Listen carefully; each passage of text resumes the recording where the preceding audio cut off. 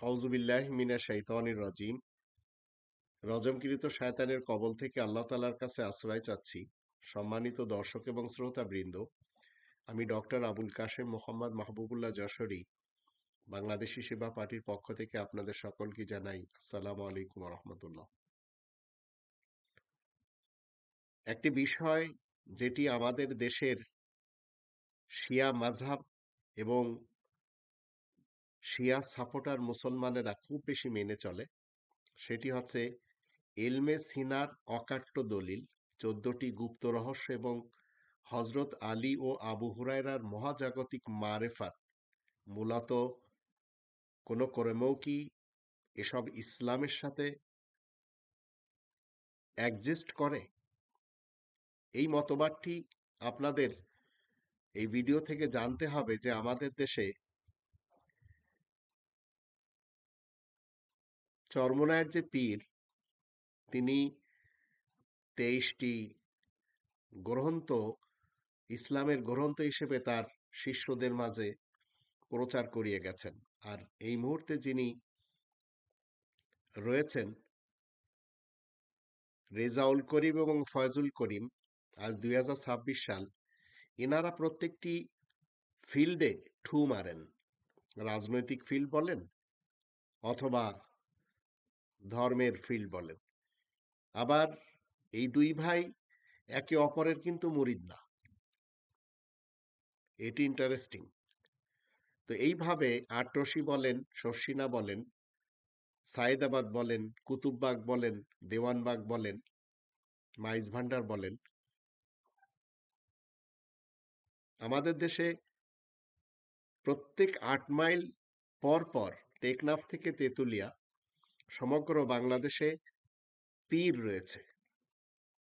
এরা সবাই গুপ্ত রহস্য নিয়ে কথা বলে, কিন্তু এরা কোরআনের যে ৫টি দাবি কেউ মানতে রাজি না, জানতেও রাজি না, বলতেও রাজি না। কোরআনের ১ নম্বর দাবি, কোরআনকে শতভাগ বিশ্বাস করতে হবে। ২ নম্বর দাবি, কোরআনের ভাষায় কোরআন পড়া শিখতে হবে। ৩ নম্বর দাবি, মাতৃভাষায় কোরআন জানতে হবে। ৪ নম্বর দাবি, কোরআন মতে জীবন কাটাতে হবে এবং ৫ নম্বর দাবি, কোরআনের তাবলীগ করতে হবে। তো এখন তাবলীগী জামাতের সাদ গ্রুপ, জুবায়ের গ্রুপ, ইলিয়াস আত্মার গ্রুপ আমাদের দেশে রয়েছে। জামাত শিবিরও রয়েছে, হিফাজত রয়েছে, তরিকাত রয়েছে, দেওবন্দি, বেরেলভি, আহলে হাদিস, সালাফি, সুন্নি, শিয়া সবাই রয়েছে। এরা সবাই কোরআনের ৫টি দাবি থেকে অনেক দূরে। এখন আবু হুরায়রার এবং হযরত আলীর মহাজাগতিক মারেফাত মনে করে আমাদের দেশের যারা ধর্মজীবী, আগুনখোর বক্তা হুজুর এবং মৌলবী সমাজ রয়েছে, এরা কেউ কেউ রয়েছে কোরআনকে খুব বেশি চুমা দেয়, কোরআনকে আরবিতে পড়ে এবং এরা মনে করে ইলমুল বাতিন হিসেবে কোরআনের একটি অক্ষর পড়লে ১০টি নেকি পাওয়া যায়, অথচ কোরআন কখনো বলে না। এরা কোরআন দিয়ে তাবিজ লেখে, ফু দেয়, পানি পড়া দেয়, কবিরাজিও করে, কালো জাদু নিজেরা তৈরি করে নিয়ে সেটি আবার এটি কোরআনের মাধ্যম দিয়ে দূর করে। মূলত এরা সবাই কোরআনের অজ্ঞ। আর মানুষকে ব্রেন ওয়াশ করে তাদেরকে এই গুপ্ত কিছু রহস্য শিখিয়েছে এবং এরা বলে ৯০,০০০ কালাম রয়েছে।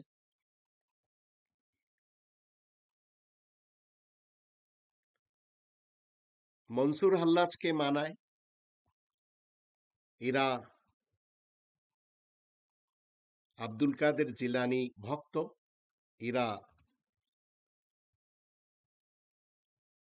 খাজা মুঈনুদ্দিনের ভক্ত, ইয়া খাজা বাবা বলে। কিন্তু এদের কোরআনের প্যাটার্নে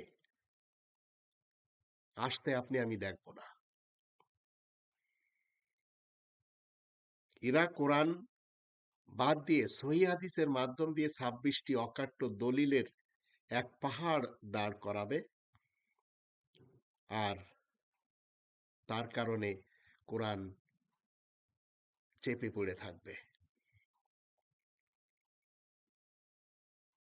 এরা আপনাকে আমাকে শিক্ষা দিবে যে কোরআন শিখতে হলে 14টি উলুম লাগবে, আবার লাগবে মারেফাত, শরিয়াত, হাকিকাত, তরিকত।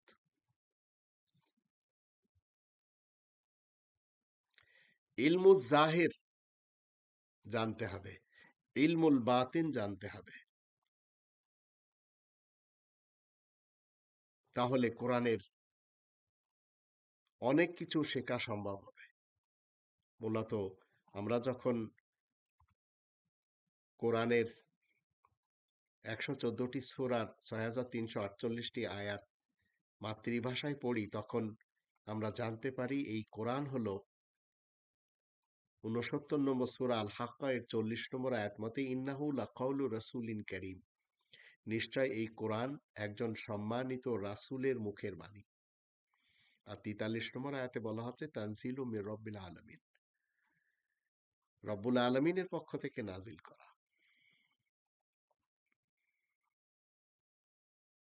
এখন আমাদেরকে এই মারেফাত, তরিকত, শরিয়াত, হাকিকত পন্থীরা বলবে যে আলিফ লাম মিম এর অর্থ আল্লাহ ছাড়া কেউ জানে না। হুরুফে মুকাত্তেয়াতের অর্থ মানুষ কখনো জানতে পারে না, এগুলো গুপ্ত রহস্য। যদিও এগুলি কোরআনের ভিতরে রয়েছে, কিন্তু এর রহস্য বাইরে। তো আবু হুরায়রা থেকে যখন আমরা দেখি এবং হযরত আলী থেকে যখন দেখি, তখন আমাদেরকে শেখানো হয়েছে আবু হুরায়রার কাছে এবং হযরত আলীর কাছে ছিল ইলমে লাদুন্নি। এরা দুইজন নিজেদের বক্ষে আল্লাহ তাআলার পক্ষ থেকে ফ্রিকোয়েন্সির জ্ঞান ট্রান্সফার করে নিয়েছিলেন। তাই এই আলী এবং আবু হুরায়রাকে যারা মানে, তারা সবাই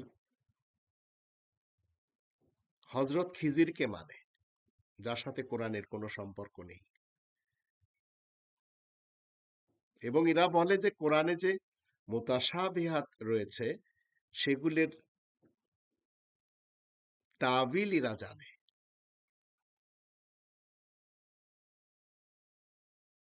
আর এটি ইলমে সিনার মাধ্যম দিয়ে সিনা বা সিনা এসেছে। তাই আমাদের দেশের একজন বিশেষ ব্যক্তি নিজেকে দাবি করেছিলেন যে আমি হচ্ছি মোহাম্মদ ইবনে আবদুল্লাহর জামাই, আমার স্ত্রী হচ্ছে মা ফাতেমা। এবং তিনি আল্লাহ তাআলার পাশে বসে তার স্বপ্নকে কি করেছেন, তার মুরিদদের মাঝে ব্যক্ত করেছেন। দেওয়ানবাগের হুজুর। আর এই মুসলমানগুলি ইলা এরা সবাই আমলে আহলে তাশাই। এদের একজন বিশেষ ব্যক্তি হলেন, কথায় কথায় যিনি সবাইকে কাফের বানান, তিনি হলেন আব্বাসী হুজুর।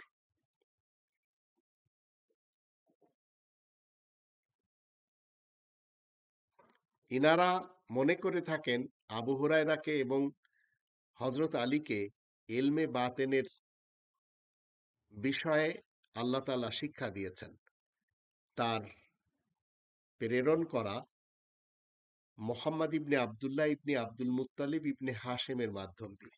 অথচ আবু হুরায়রার ইতিহাস যখন আমরা পড়ি, তখন তার ইতিহাস বলছে যখন তাকে বাহরাইনের গভর্নর বানানো হয়েছিল, তখন রাজ্যের ভান্ডার থেকে চুরি করেছিলেন। আর হযরত আলীর ইতিহাস তো আমরা জানি, কিভাবে এই যে জঙ্গে জামাল, জঙ্গে সিফিন, আবার জঙ্গে কারবালা এগুলি যে অনুষ্ঠিত হয়েছে, এসবের জন্য দায়ী হচ্ছে মোহাম্মদ ইবনে আবদুল্লাহ ইবনে আব্দুল মুত্তালিব ইবনে হাশেমের একেবারে কাছের লোকেরা, তার স্ত্রী, আবার তার চাচাতো ভাই বা জামাই হযরত আলী।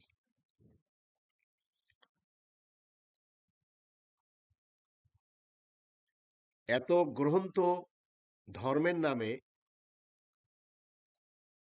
রচনা করা হয়েছে যে মুসলমান সমাজ তারা ইসলামকে একপাশে রেখে তারা মেনে চলেছে তাদের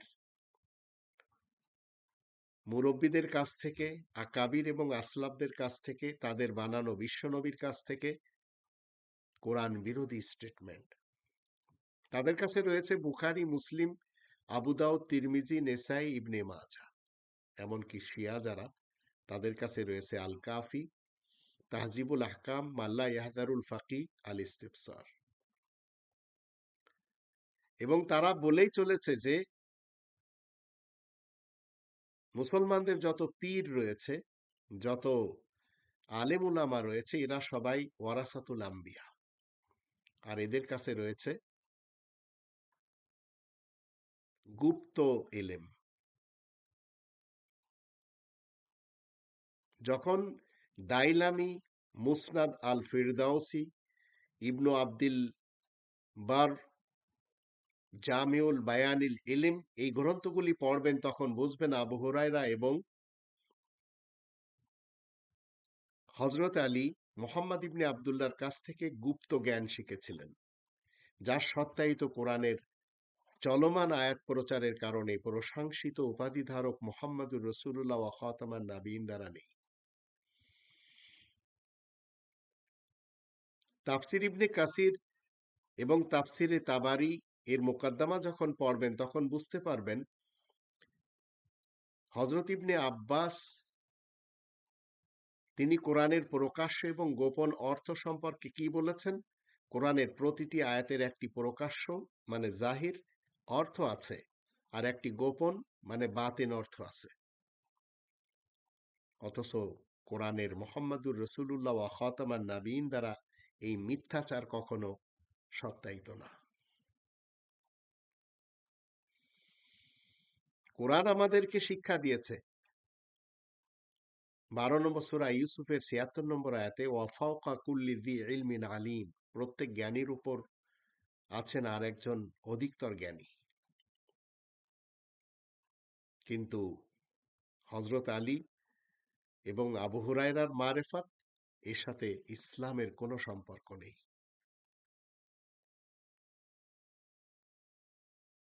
মুহাম্মদ ইবনে আবদুল্লাহ কি বলেছেন, যখন জামিয়া তিরমিজি কিতাবুল মানাকিব হাদিস নম্বর 3723, আবার মুস্তাদরাক আলা সহিহাইন 3 নম্বর খণ্ডের 126 নম্বর রিওয়ায়াত পড়বেন, সেখানে বলা আছে আনা মাদিনাতুল ইলম ওয়া আলিয়ুন বাবুহা, আমি জ্ঞানের নগরী আর আলী হলো তার দরজা। এইভাবে 200 কোটি মুসলমান তারা পথভ্রষ্ট হয়ে ঘুরে বেড়াচ্ছে, কোরআনের ধারে কাছে আসতে পারছে না, কোরআনের 5টি দাবি সম্পর্কে তাদের কোনো নলেজ নেই, আর দেওয়াও হয় না।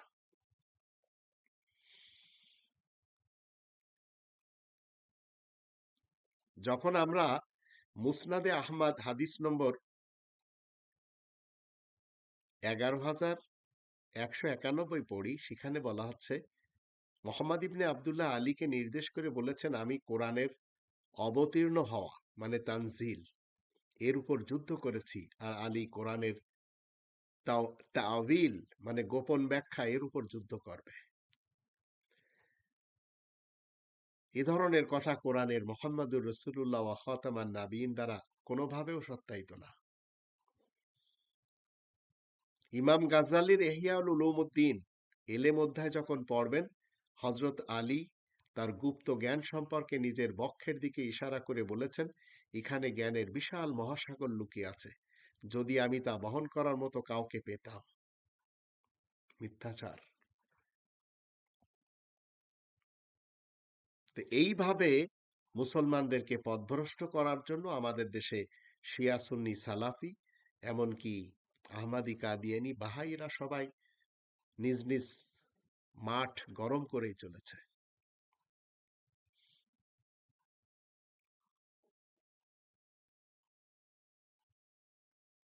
এরা কেউ জানে না কোরআনের যে হুরুফে মুকাত্তেআত, ২ নম্বর সূরা আল বাকারার প্রথম আয়াতে আলিফ লাম মিম, ৫০ নম্বর সূরা কফের প্রথম আয়াত কফ, এসবের অর্থ এরা জানে না। ৬৮ নম্বর সূরা আল কলমের প্রথম আয়াত নুন ওয়াল কলামি ওয়া মা ইয়াসতুরুন, ২০ নম্বর সূরা তহা এর প্রথম আয়াত। তো এইভাবে আলিফ লাম মিম সদ, আলিফ লাম মিম র, আলিফ লাম র, কাফ হা ইয়া আইন সদ, এগুলির অর্থ এরা জানে না। মনে করে এগুলি যারা জানবে তারা এলমে লাদুনি, মানে আল্লাহ তাআলার পক্ষ থেকে সরাসরি প্রাপ্ত গুপ্ত জ্ঞান তাদের রয়েছে। আর এর জন্যই হযরত খিজিরকে তারা বলে যে তার কাছে ছিল। আবার আবু হুরায়রা এবং হযরত আলীর ব্যাপারে বলে, অথচ কোরআনে এই তিনজনের কারোর একজন নাম নেই। এদের ব্যাপারে সরাসরি আপনি আমি যে আইনটি মানব সেটি হচ্ছে ২ নম্বর সূরা আল বাকারার ১৪১ এবং ১৩৪ আয়াত দুটি। তিলকা উম্মাতুন কদ খালাত লাহা মা কাসাবাত ওয়া লাকুম মা কাসাবতুম ওয়া লা তুসআলুনা আম্মা কানু ইয়ামালুন। তারা ছিল দূর অতীতের একটি দল, তারা চলে গেছে। তারা যা কামাই করেছে তা তাদের জন্য, তোমরা যা কামাই করবে তোমাদের জন্য, তাদের কৃতকর্ম সম্পর্কে তোমাদেরকে জিজ্ঞাসা করা হবে না। ২ নম্বর সূরা আল বাকারার ২৮২ নম্বর আয়াত, যেটি কোরআনের সবচেয়ে বড় আয়াত, এখানে আল্লাহ রাব্বুল আলামিন বলছেন, তোমরা আল্লাহকে ভয় করো, আল্লাহ তোমাদেরকে সরাসরি শিক্ষা দিয়ে থাকেন। ওয়ার রাসিখুনা ফিল ইলম, যারা রয়েছে, ৩ নম্বর সূরা আল ইমরানের ৭ নম্বর আয়াত মতে তারা কি করে, আল্লাহ তাআলার এই কোরআনের যে মুহকাম আয়াত, যে আয়াতগুলি হুকুম দেয়, আর এর বিপরীত আয়াতগুলি হচ্ছে মুতাশাবিহা, যেগুলি একে অপরের সাথে মিলেমিশে থাকে। কিন্তু এই আয়াতকে ওই সমস্ত লোকেরা বলে চলেছে যে এ ইলমে লাদুনী এবং এটি সিনা বা সিনা হয়ে আসে। আসলে কিন্তু তা না। আল্লাহ রাব্বুল আলামিন আপনাকে আমাকে কোরআনের জ্ঞানী হতে বলেছেন। আপনাকে আমাকে পড়তে বলেছেন। ৯৬ নম্বর সূরার প্রথম ৫টি আয়াত যখন আমরা পড়ি, ইকরা বিসমি রাব্বিকাল্লাযী খালাক, খালাকাল ইনসানা মিন আলাক, ইকরা ওয়া রাব্বুকাল আকরাম আল্লাযী আল্লামা বিল কলম, আল্লামাল ইনসানা মা লাম ইয়ালাম। আপনি পড়েন এবং কলম ব্যবহার করেন। আবার ৬৮ নম্বর সূরার প্রথম আয়াতে নুন আল কলামি ওয়া মা ইয়াসতুরুন, কালির দোয়াত ব্যবহার করেন, কলম ব্যবহার করেন, কাগজ ব্যবহার করেন। ২৯ নম্বর সূরা আল আনকাবুতের ৪৩ নম্বর আয়াত মতে আল্লাহ বলছেন, আমি মানুষের জন্য এমন দৃষ্টান্ত বর্ণনা করি কিন্তু কেবল জ্ঞানীরাই তা বোঝে। আবার ৩৯ নম্বর সূরা আজ-জুমারের ৯ নম্বর আয়াত মতে শিক্ষিত এবং যারা অশিক্ষিত তারা কখনো এক হতে পারে না। তো আপনি আমি যখন কোরআনের জ্ঞানী হব, তখন আমাকে আপনাকে মারেফাতের দিকে, হাকিকতের, তরিকতের, শরিয়াতের, এমনকি ইলমে লাদুনী, মারেফাত, এসব দিকে যেতে হবে না। এগুলি সব ধান্দাবাজদের ধান্দার সামান ছাড়া আর কিছুই না। ৫৫ নম্বর সূরার প্রথম দুটি আয়াতে আল্লাহ বলছেন, আর রহমান ও আল্লামাল কোরআন, করুণা নিধান রহমান কোরআন শিক্ষা দিয়ে থাকেন। সহিহ বুখারী কিতাবুল ওযু হাদিস নম্বর ১৪৩ বলা হচ্ছে, মুহাম্মদ ইবনে আব্দুল্লাহ হযরত ইবনে আব্বাসের জন্য দোয়া করেছিলেন, হে আল্লাহ আপনি তাকে দ্বীনের গভীর জ্ঞান দান করুন এবং তাকে কোরআনের গুপ্ত বা অন্তর্নিহিত ব্যাখ্যা শিক্ষা দিন। তো এইসব হাদিসগুলি এসে কোরআন চাপা পড়ে গেছে।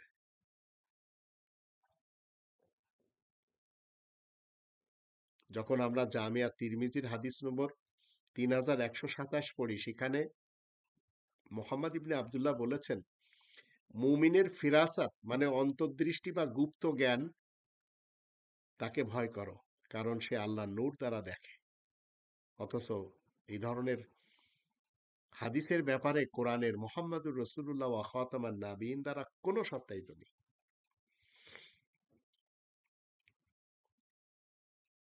কোরআন আপনাকে আমাকে অন্তর দিয়েছে। অন্তরের ব্যাপারে আল্লাহ তাআলা কি শিক্ষা দিচ্ছেন? 22 নম্বর সূরা আল হজ এর 46 নম্বর আয়াত মতে, ওয়ালাকিন তা'মাল কুলুবুল্লাতী ফিস সুদূর, প্রকৃতপক্ষে চোখ অন্ধ হয় না, বরং বুকের ভিতরে থাকা অন্তরগুলোই অন্ধ হয়ে যায়। তা আপনি জানছেন যে কোরআন হচ্ছে আল্লাহ তাআলার পক্ষ থেকে পাঠানো এমন একটি গ্রন্থ যাতে কোনো ধরনের সন্দেহ নেই, সন্দেহ মুক্ত। আর এর বিপরীত সবই সন্দেহযুক্ত। 2 নম্বর সূরা আল বাকারা 2 নম্বর আয়াত মতে, যালিকাল কিতাবু লা রাইবা ফীহি হুদাল লিল মুত্তাকিন। তাহলে আপনি কেন এটি অন্তর দিয়ে বিশ্বাস করবেন না? 17 নম্বর সূরা বানী ইসরাঈলের 85 নম্বর আয়াতে আল্লাহ বলছেন, ওয়াসালুনাকা আনির রূহ কুলির রূহু মিন আমরি রাব্বি ওয়া মা উতীতু মিনাল ইলমি ইল্লা কলিলা। মানুষেরা তোমার কাছে রূহ সম্পর্কে জিজ্ঞাসা করলে তুমি বলবে, রূহ হচ্ছে আমার রবের আদেশের অংশ, আর তোমাদেরকে সামান্য জ্ঞান দেওয়া হয়েছে। সামান্য জ্ঞান, এটি কোনোভাবেও আপনি বাতিন, ইলমে বাতিন বা ইলমে গায়েব অথবা ইলমে মারিফাত বলতে পারবেন না। 6 নম্বর সূরা আল আনামের 59 নম্বর আয়াতে আল্লাহ বলেন, ওয়াইনদাহু মাফাতিহুল গায়ব লা ইয়ালামুহা ইল্লা হু। গায়েবের চাবি একমাত্র আল্লাহ তাআলার কাছে, আল্লাহ ছাড়া আর কেউ গায়েব জানে না। কিন্তু এই গায়েবের খবরগুলি সব কোরআনে লেখা। 72 নম্বর সূরা আল জিন এর 26-27 আয়াত দুটি যখন আপনি আমি পড়ি, আলিমুল গায়ব ফালা ইযহিরু আলা গায়বিহি আহাদা ইল্লা মান ইরতাদা মির রাসূলিন। তিনি গায়েবের জ্ঞানী, তিনি তার গায়েব কাউকে প্রকাশ করেন না, তবে যাকে তিনি উপযুক্ত পান, ইল্লা মান ইরতাদা মির রাসূলিন, রাসূল হিসেবে মনোনীত করেন, তাকে তিনি জানান। তো এই গায়েব তিনি কি গুপ্ত ধন হিসেবে নিজের ভিতরে রাখবেন? কোনোভাবেও না। 5 নম্বর সূরা আল মায়েদার 67 নম্বর আয়াতে বলা আছে, ইয়া আইয়ুহার রাসূল বাল্লিগ মা উনজিলা ইলাইকা মির রাব্বিক। হে বিশেষ বার্তাবাহক, তুমি তাবলীগ করো ওই জিনিসে যা তোমার দিকে তোমার রবের পক্ষ থেকে নাজিল করা হয়।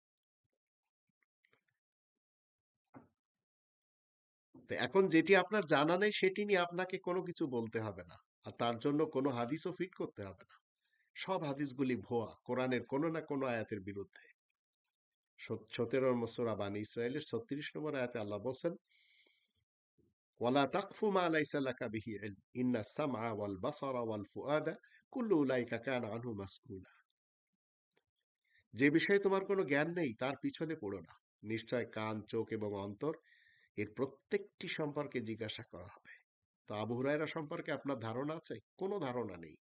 মোহাম্মদ ইবনে আব্দুল্লাহ নিয়ে ধারণা আছে? যা আছে সব কোরআন বিরোধী। হযরত আলী নিয়ে ধারণা আছে? যা আছে সব কোরআন বিরোধী।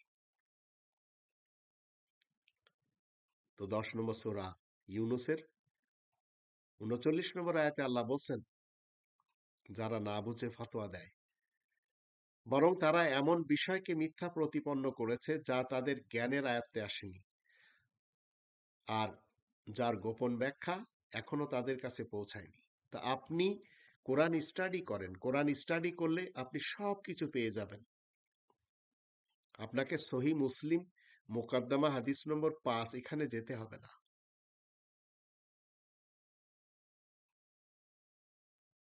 যেখানে বলা আছে মোহাম্মদ ইবনে আব্দুল্লাহ বলেছেন, কোন ব্যক্তি মিথ্যুক হওয়ার জন্য এতটুকু যথেষ্ট যে সে যা শোনে তাই যাচাই না করে প্রচার করে।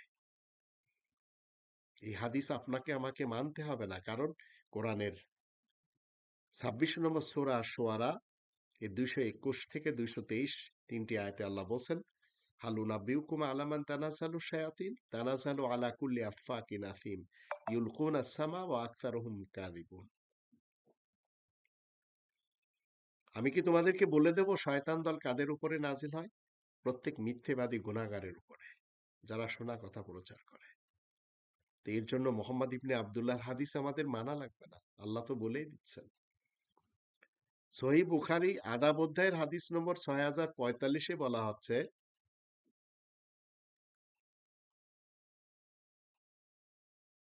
যদি কোনো মুসলিম অপর ভাইকে কাফের বলে এবং সেই লোকটি আল্লাহর কাছে যদি সত্যিকার কাফের না হয়, তাহলে যিনি তাকে কাফের বলল সেই মুসলিম ব্যক্তিটি কাফের হয়ে যাবে।